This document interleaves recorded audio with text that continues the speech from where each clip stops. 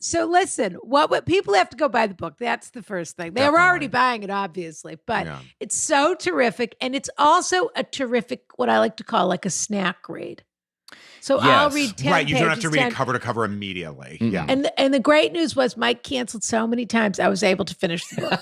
Isn't that great? So I read 10 pages, 10 pages, 10 pages, 10 pages for the last 12 months. Great. And here we are. No, truly, it's such a terrific read. And I really feel that your personality really comes through.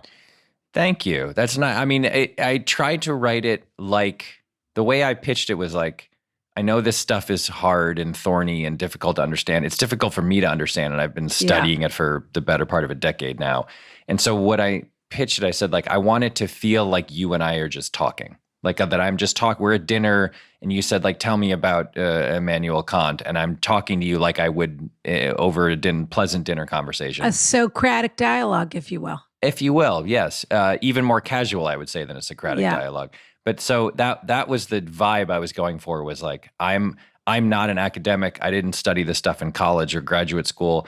I just have read a lot of it, and now I've talked about it a lot with some very smart and funny people. Let's have a very interesting conversation about this. That's well, exactly let's be right. honest. If you're not in school any longer, who wants to hear it from an academic? You know, nobody. What I mean? That's the problem. And so that's exactly the issue, right? It was what I said to the publishers that I was pitching it to was like, these are the smartest people who ever lived.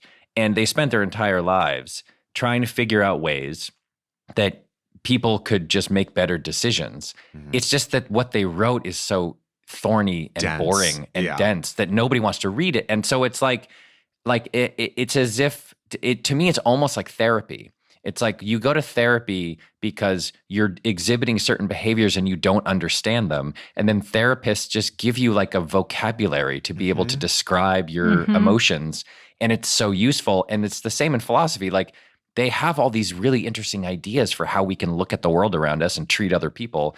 But many of them wrote, in the 18th, 19th centuries, and they were writing in German or Greek or whatever.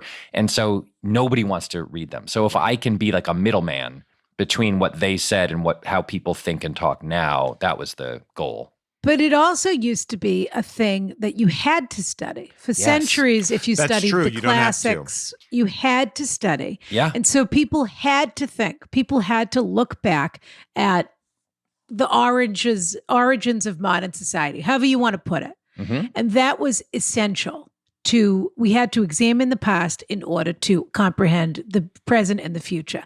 And that is a lost art form when it comes to education. And now all they're reading is novels adapted from films. You see the book. That's all they read. That's all they read. I have said many times. Are you going to turn it into a graphic novel? Then maybe people will read it. I'll turn it into like a cartoon musical. Yeah. Yes.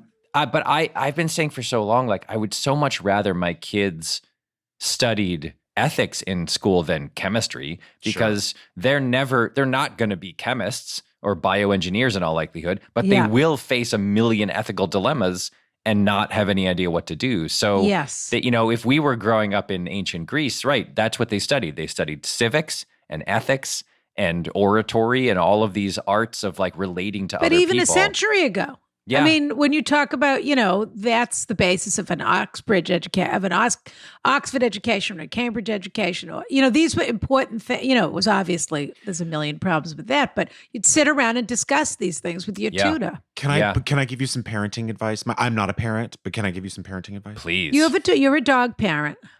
Only part-time. Yeah. Mike, you have how many children? 2. Enter them right now into cotillion. Really? Right now. They need to learn dog manners, eat dog. curtsying.